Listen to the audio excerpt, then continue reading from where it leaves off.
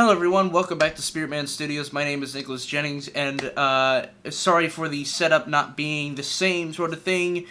It has been kind of a rough couple weeks. I've been working extra hard on certain school projects that I've been doing. There is a short comedy sketch that I'm going to be releasing in a couple weeks, and I've been working on the script, and a couple of friends of mine are going to help shoot it.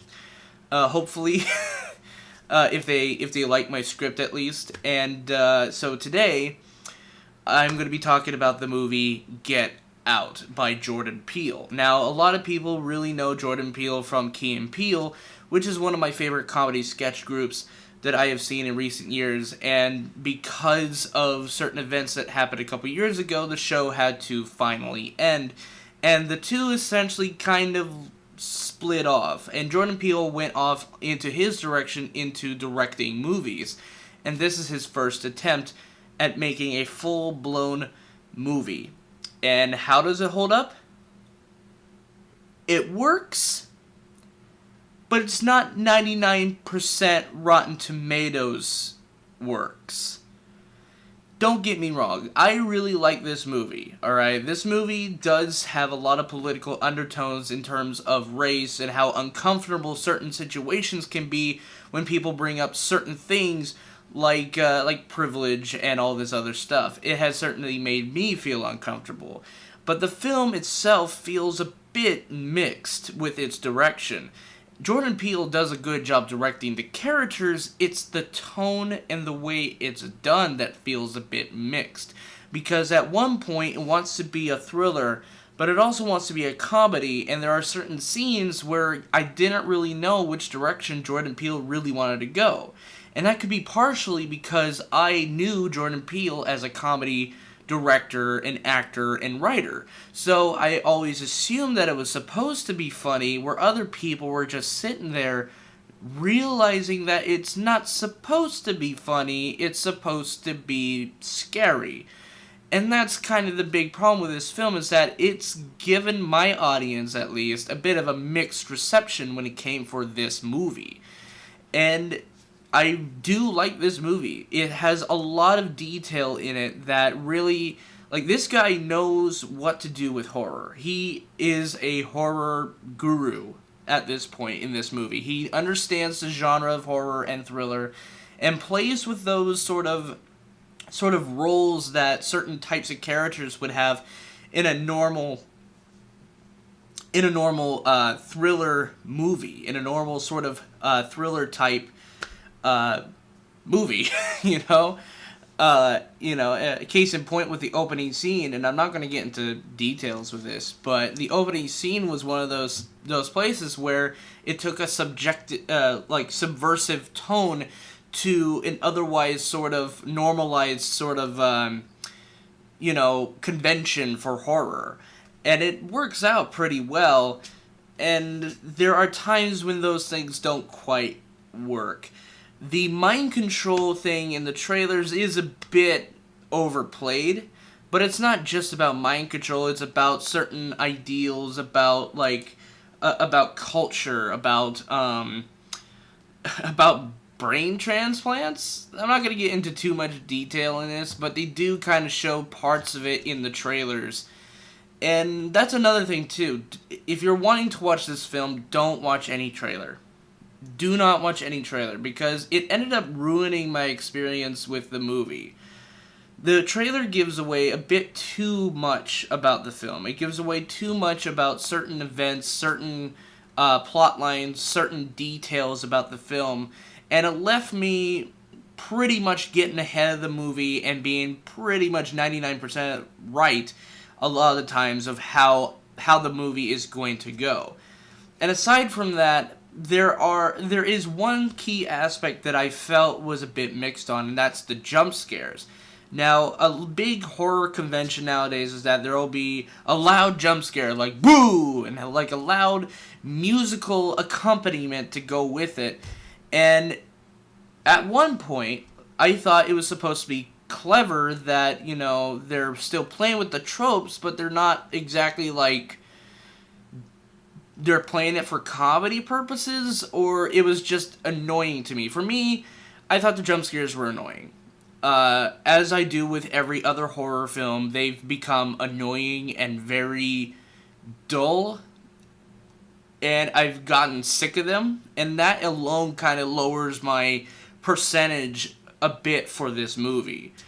Aside from that, the characters are very well handled. I felt very uncomfortable when I was with the family that was there. I felt uneasy as the main character was uneasy about certain things, and essentially it works off of a basic premise about like, oh well, this character is bringing home her boyfriend to meet her parents, and a lot of people can attest to being uncertain when it comes to talking with a girlfriend's parents because they've never had that experience. You know, it's very uneasy as we feel uneasy with the character, but it only adds to it because like the people that he meets are very creepy, very mysterious, and he feels he feels nervous, especially because they're also white, which is part of that. Like there, you can probably ask some people who have an interracial type relationship,